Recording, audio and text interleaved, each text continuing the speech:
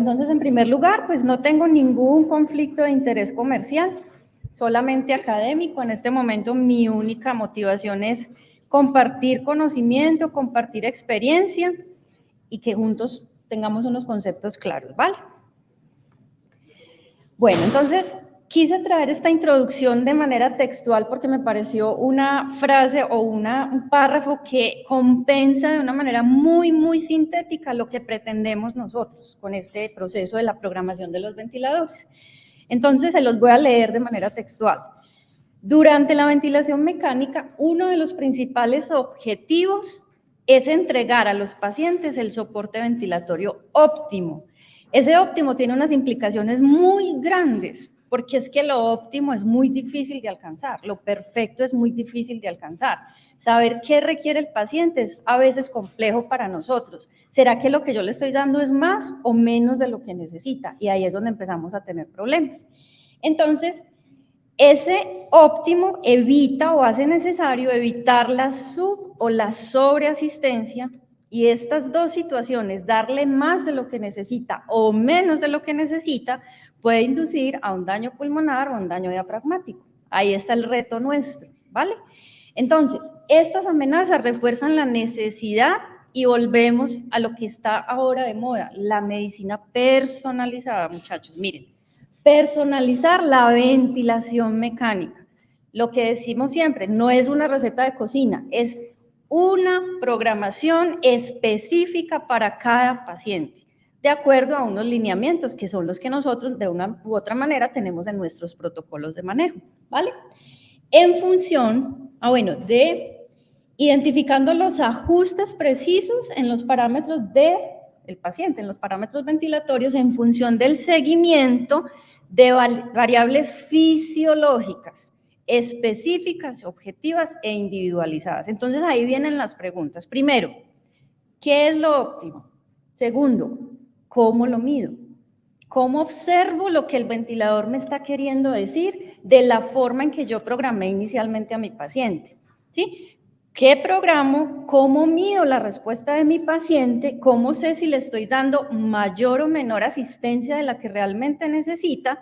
Y en caso tal de que se presente alguna de estas dos situaciones, ¿qué tengo que modificar en mi programación inicial? Ese es nuestro reto todo el tiempo. Si no lo asumimos así, pues lo que vamos a llegar a inducirle al paciente es esto: mayor daño diafragmático pulmonar, y no solo eso, incluso el delirio se puede llegar a inducir más, infecciones por mayor tiempo de estancia en UCI y ese círculo vicioso del que vamos a hablar más adelante.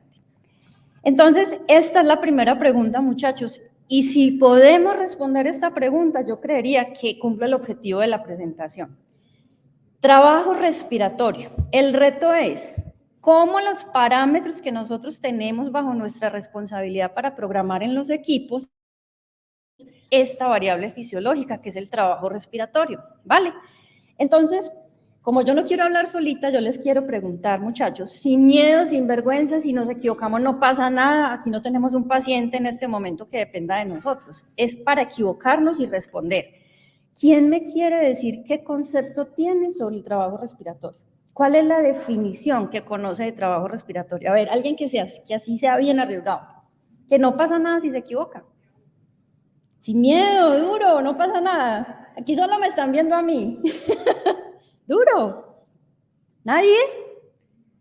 ¿Qué es trabajo para ustedes? Eso es lo que queremos saber, si de verdad lo estamos interpretando como debe ser. ¿Listo? Muy bien. Entonces, no sé si lo alcanzan a ver bien. Este artículo, muchachas, es un artículo de unos médicos de Chile que se dieron a la tarea de averiguar cuál era esa definición de trabajo respiratorio, cómo la estamos manejando y si realmente tenemos el concepto claro, ¿sí? Si yo les preguntara a ustedes, ¿qué diferencia hay entre impulso respiratorio, esfuerzo inspiratorio y trabajo respiratorio? ¿Ustedes qué me dirían? ¿Es lo mismo? ¿Es diferente? ¿Es la misma cosa con distinto nombre? ¿Qué dirían? Pueden leer, ahí está el pastel. ¿Sí? Entonces, si vamos a ir a esa definición, los autores aquí nos dan lo que ellos encontraron.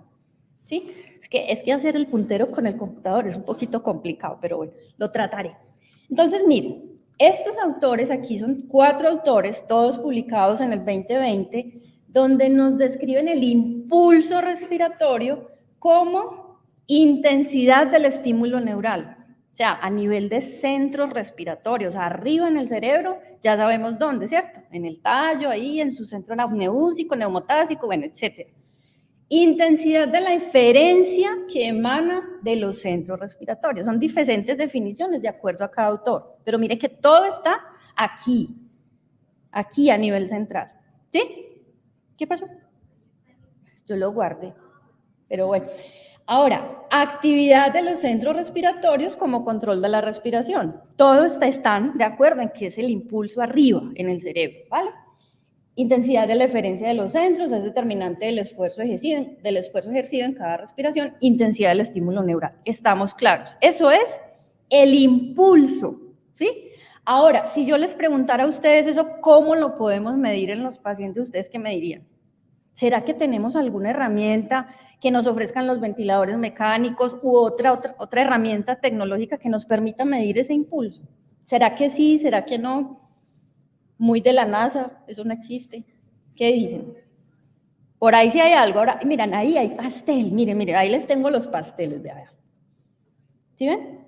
Porque nosotros tenemos una cantidad de variables fisiológicas, que eso es lo que nos está diciendo la introducción, que los ventiladores nos ofrecen para medir lo que está pasando con el paciente cuando nosotros programamos el ventilador.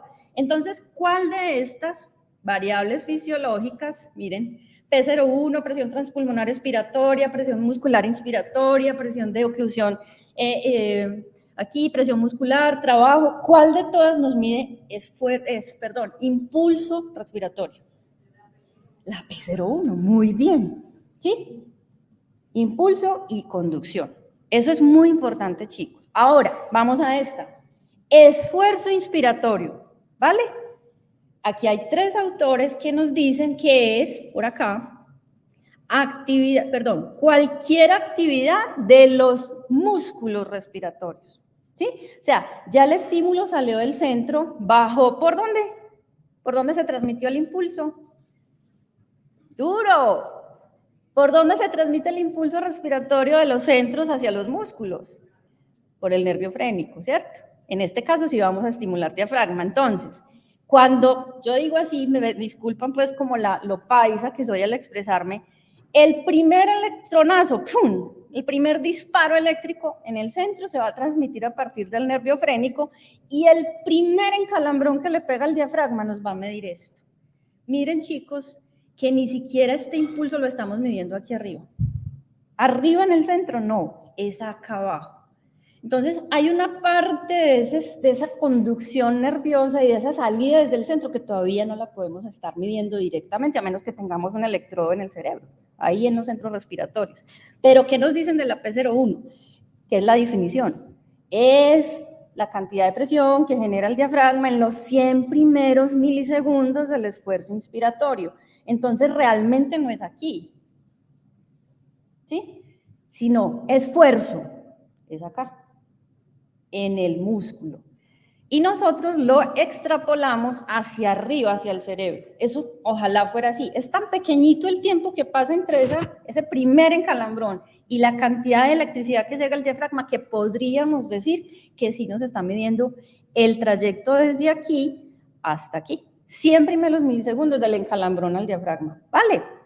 Ahora, si de verdad quisiéramos medir esfuerzo muscular, entonces, presión, miren que ya no estamos midiendo una electricidad, unos milivoltios, microvoltios, no, es una presión que está generando el diafragma para generar un cambio de volumen en el pulmón. Es muy diferente a lo que estábamos midiendo arriba. ¿Qué presión se genera en esos músculos, en esas fibras musculares para que se logre generar una entrada de flujo a los pulmones y cambiar su volumen? Pero no estoy midiendo el volumen pulmonar ni el cambio de volumen, estoy midiendo es la presión de ese diafragma, ¿sí? ¿Qué contracción generó antes de que se iniciara la entrada del flujo? ¿Vale? Ahora, aquí, cualquier tipo de actividad contráctil de los músculos respiratorios, esa es la definición de otro autor, o sea, Llegó el impulso, se transmitió al diafragma y el diafragma generó un esfuerzo. ¿Listo? ¿Hasta ahí vamos bien o no? Esto es clave, muchachos, porque si no entendemos esto, después no vamos a entender qué es lo que me está entregando el ventilador. Y esos cambios de números, de valores, de esas variables son los que me están diciendo si yo tengo que cambiar algún tipo de los parámetros que yo programé, porque me está haciendo generar un sobreesfuerzo o un esfuerzo bajito, dependiendo de lo que el paciente necesite. ¿Listo? Entonces, miren aquí, llegamos a trabajo. Pasamos de los centros respiratorios, conducción nerviosa, llegamos a contracción muscular. Ahora, el trabajo respiratorio, miren, aquí, corresponde a la integral de presión por volumen de aire desplazado. Ahí es donde viene la cosa. Yo me quiero parar a un ladito y yo no sé si la cámara me tomará. Ustedes me dicen de pronto si sí. Por acá. Ay, ¿qué pasó? No sé. Miren, si yo hago esto, miren, yo estoy roja aquí, fruncida de la presión que estoy haciendo. ¿Eso será un esfuerzo o eso será un trabajo? ¿Será? ¿Qué quiero hacer yo cuando estoy haciendo esto? Desplazar. ¿Sí? Alcancé a desplazar esto. Entonces, ¿qué estoy haciendo? Esfuerzo. ¿Sí? Ahora, si con esta fuerza muscular, perdón, que estoy haciendo aquí, yo no lo voy a correr, pero digamos que sí puedo. ¿Sí? Vamos a ver si se puede.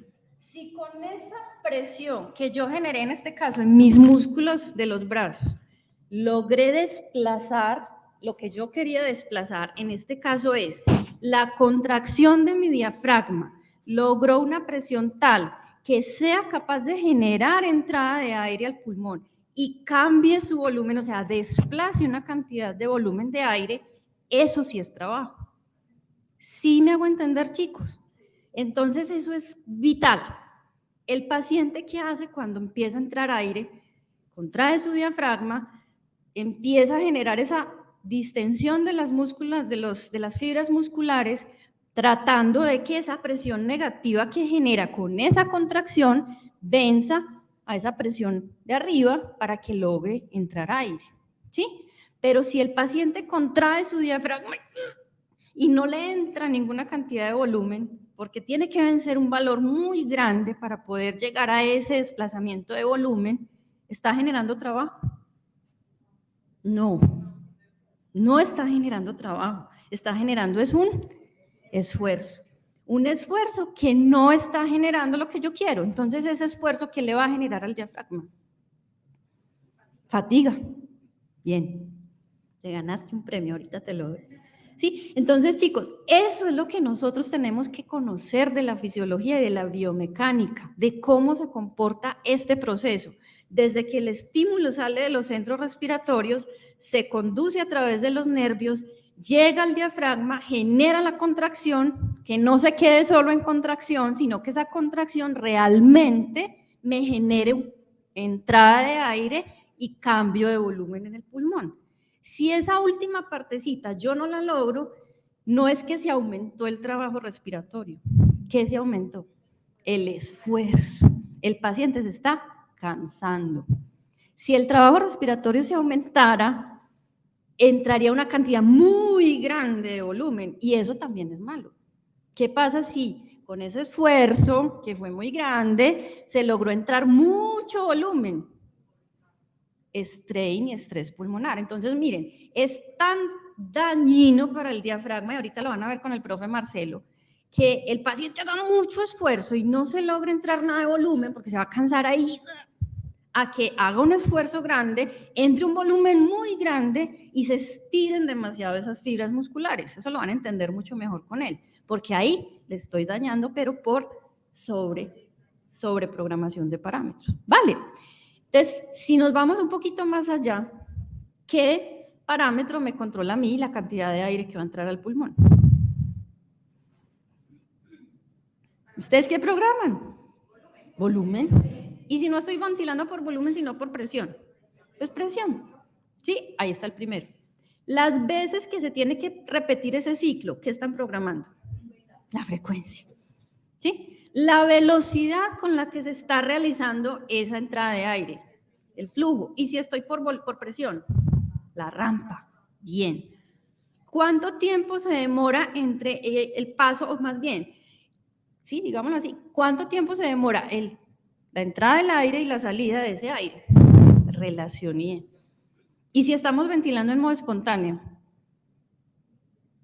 ¿cómo cicla un ventilador en modo espontáneo? Ese es el ciclado, ¿cierto? El cambio de la inspiración.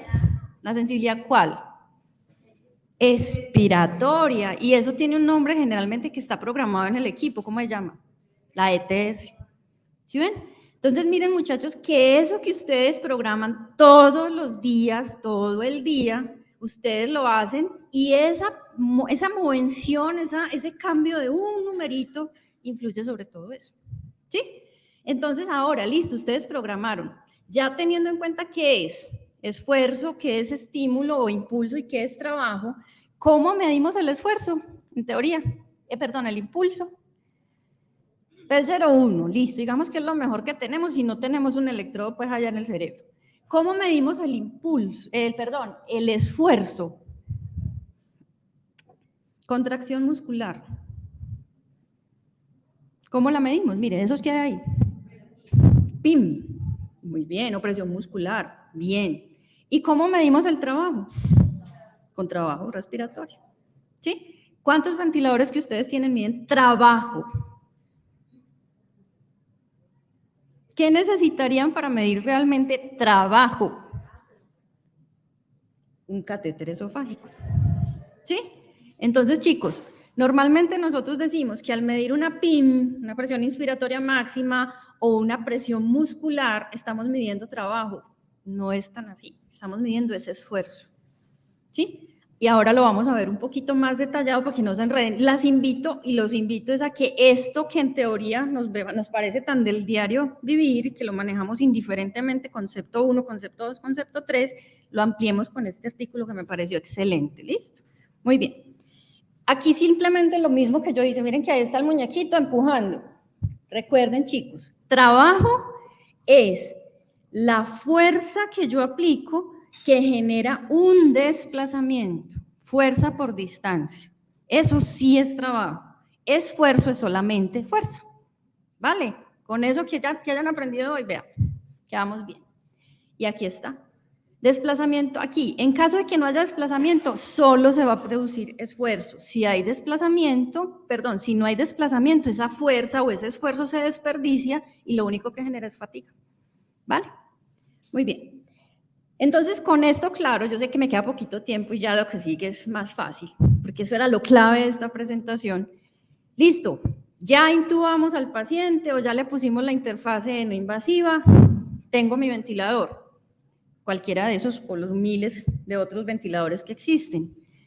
¿Cómo programo para el trabajo respiratorio óptimo?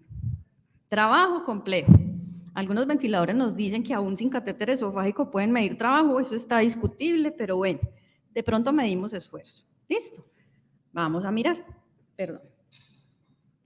Entonces, miren, círculo vicioso de la programación del ventilador.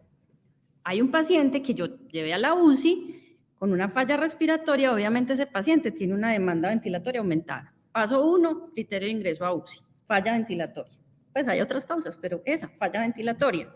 Iniciamos la ventilación mecánica, programamos con unos protocolos, digámoslo así, o una receta de cocina que nos dice volumen corriente de acuerdo al peso corporal ideal por 8, ¿cierto? Y lo medimos y somos juiciosos, bla, bla, bla. Bueno, frecuencia de tanto, listo. Ahora, ¿será que eso sí es lo que necesita mi paciente, esa receta de cocina? Pues como yo lo hago perfectamente, pues probablemente no, ¿cierto? Porque es la primera vez que yo lo estoy conectando al ventilador.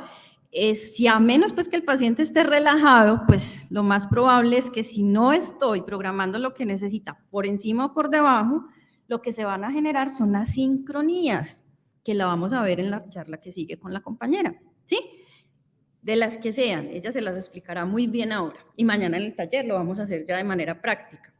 Ahora, esas asincronías que me van a generar en el paciente, pues lesión pulmonar inducida por el ventilador, lesión pulmonar autoinfligida, si el paciente tiene mucho esfuerzo respiratorio, si está respirando espontáneamente, ergotrauma, se los dejo de tarea, no mentiras, todos los parámetros generan una energía o una potencia sobre ese pulmón que le puede dañar esas fibras musculares, etcétera, etcétera.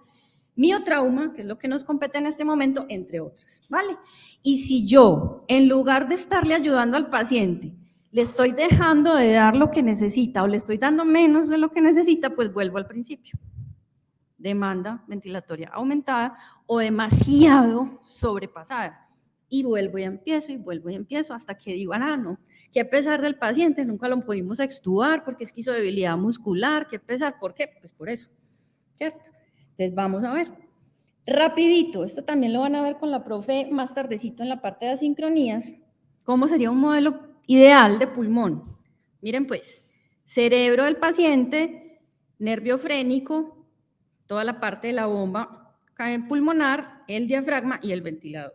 El modelo ideal sería donde los tiempos neurales de los centros respiratorios del paciente se acoplaran perfectamente con los tiempos del ventilador. Miren, una correspondencia exacta de lo que el paciente hace con su cerebro y de lo que el ventilador le entrega programado por mí. Eso no existe, pero bueno.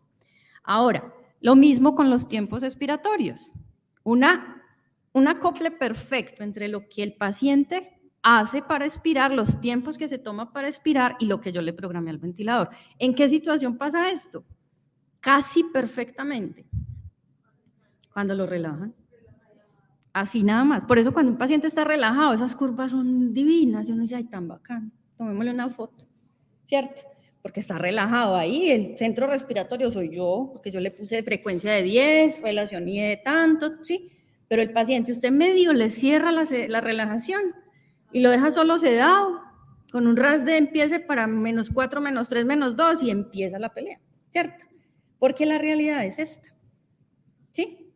Siempre, muchachos, va a haber un retraso, siempre, esto siempre va a existir, entre el tiempo inspiratorio neural y el tiempo inspiratorio programado. Ese es el retardo neural, porque ustedes tienen que entender que lo que los sensores de flujo de los ventiladores detectan no es el estímulo eléctrico ni del centro respiratorio, y a menos que yo tenga un catéter que mida Coco, ya me trabó la lengua, la actividad eléctrica del diafragma, él no mide eso. O sea que el ventilador se viene a dar cuenta que el paciente inició la inspiración cuando el esfuerzo está ¿dónde? Esfuerzo. Aquí. ¿Sí? Cuando el diafragma se contrajo con una magnitud tal que empezó a generar un valor que sobrepasó el nivel de ¿qué? De la sensibilidad que yo le programé. Solo en ese punto es que miden los sensores de flujo más comunes el esfuerzo del paciente. Y es ahí donde le entregan ese volumen programado por nosotros. Entonces, ese retardo neural siempre va a existir, ¿vale? Ahora, ya depende de la velocidad en la que se activan las válvulas inspiratorias de los equipos, en que ese sensar, ese esfuerzo del paciente sea más rápido o no. Pero eso sí viene desde fábrica. Usted le pregunta, voy a decir marcas, pero no tengo ningún conflicto. Usted le pregunta al de Hamilton cuánto es el tiempo de respuesta de una válvula inspiratoria, al de Drager, al de Tai, y usted dice, ve, por tiempo de respuesta a las válvulas, el mejor es este. Y lo mismo para las válvulas exhalatorias, que es diferente a la sensibilidad programada, eso es otra cosa. Listo. Y lo mismo acá, miren, el tiempo expiratorio del paciente, miren, es diferente al del ventilador. Y la terminación del tiempo expiratorio del paciente, en este caso específico, fue después de la que yo le programé. Normalmente a eso es a lo que nosotros nos enfrentamos, porque ojalá nosotros pudiéramos hacer la medición directa de esto aquí, para proponerle exactamente lo que el paciente necesita. Entonces, lo que nosotros hacemos es hacer un tipo de mediciones o de observaciones de parámetros fisiológicos, que ya los vieron ahí, ahorita se los muestro más detalladamente. ¿Cuánto me queda? Como 5 minutos. Sí, todavía. Entonces, ahí con esas variables fisiológicas es que yo digo, bueno, el esfuerzo está muy alto, el disparo está muy bajito, el volumen es muy grande, etcétera, etcétera, y empiezo a hacerlo para que esas variables fisiológicas estén dentro de los rangos normales y que esas curvas del ventilador y pues obviamente el examen físico del paciente sea lo más óptimo posible, ¿vale? para no tener esto todo el tiempo, que es la pelea pues a la que nos estamos enfrentando muchas veces. No me voy a demorar mucho, porque si ya entendimos esta primera parte, lo demás, como les digo, es lo que hacemos todos los días. Y asincronía los vamos a ver más adelante. Entonces, ¿qué parámetros inspiratorios programamos? ¿Cómo se inicia la inspiración? Me voy a adelantar un tris. Ay, ¿dónde está? Creo que esta presentación está incompleta, si quieren que les diga. Pero bueno, no pasa nada. ¿Qué parámetros inspiratorios programamos?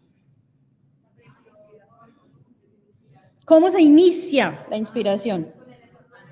Con el disparo. Entonces ese es el primer parámetro que yo tengo que saber programar muy bien para que sea acorde a lo que el paciente necesita. ¿Listo? Después, ¿qué programo? El volumen que le voy a ingresar. ¿Y qué más? Y el tiempo con el que va a ingresar ese volumen, tiempo inspiratorio, ¿cierto?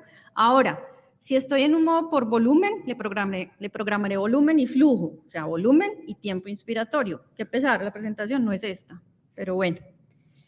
Listo. Ahora, para pasar de la I a la E. No, señora. Bueno, esa es una forma, pero el ciclado del ventilador.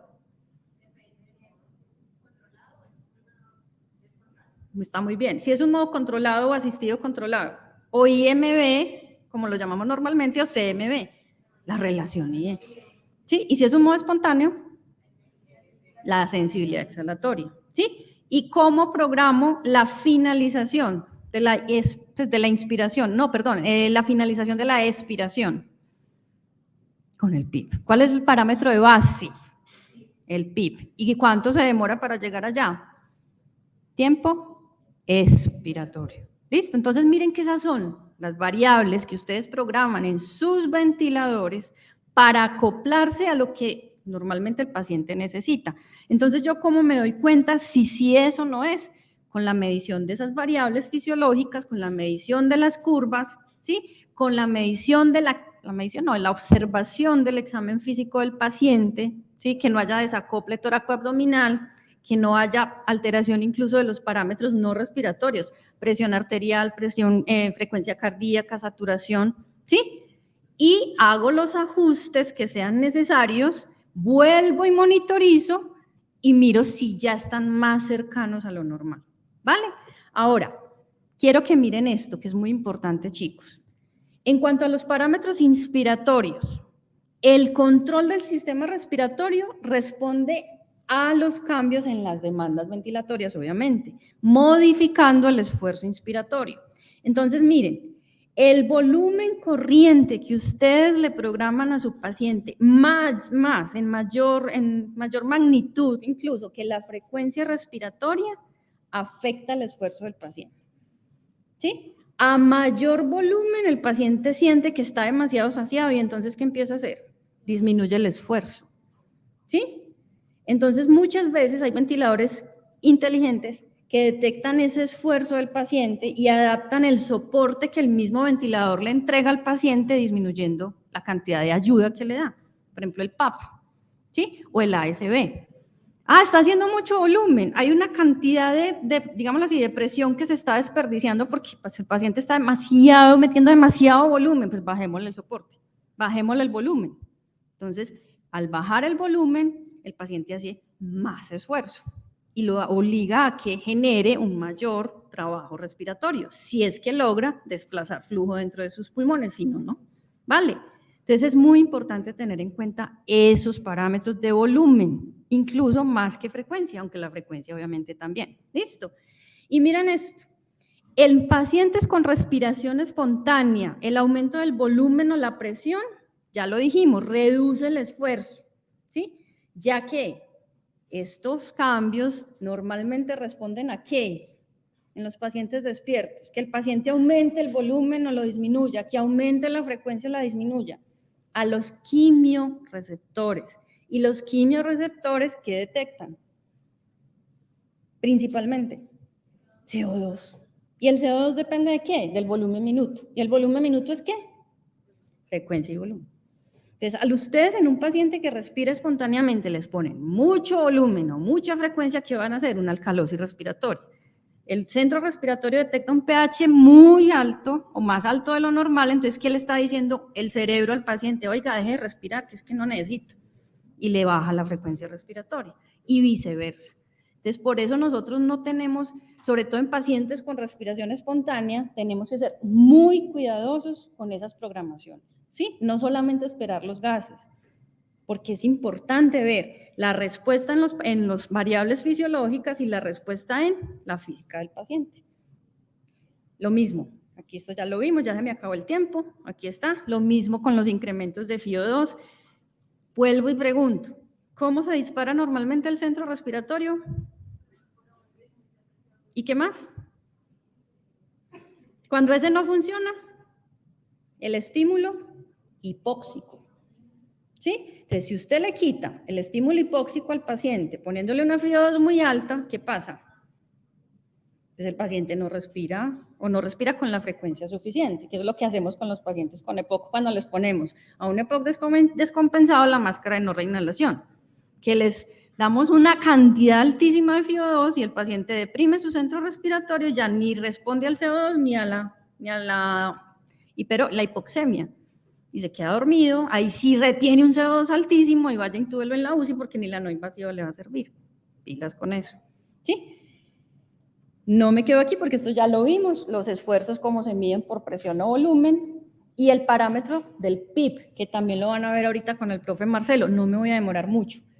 Diafragma bien posicionado, con un radio suficiente que le permita una contracción, genera buena fuerza.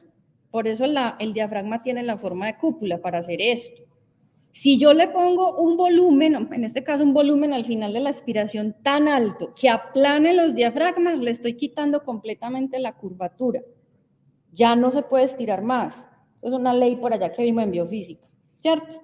Entonces, ¿qué pasa? Un paciente que tenga un PIP muy alto, ese diafragma no va a tener la capacidad de generar fuerza y ya no va a ser capaz. Con ese esfuerzo deben ser el disparo que usted le programó más el PIP o autopip que esté generando por esa programación. Entonces, pilas con el PIP. Listo, eso es lo que más daña, entre otras cosas, lo van a ver con el profe, el diafragma. Entonces, ahí está nuestra influencia sobre todo lo que puede generar el paciente en el ventilador. No me voy a demorar, eso era lo que les quería contar.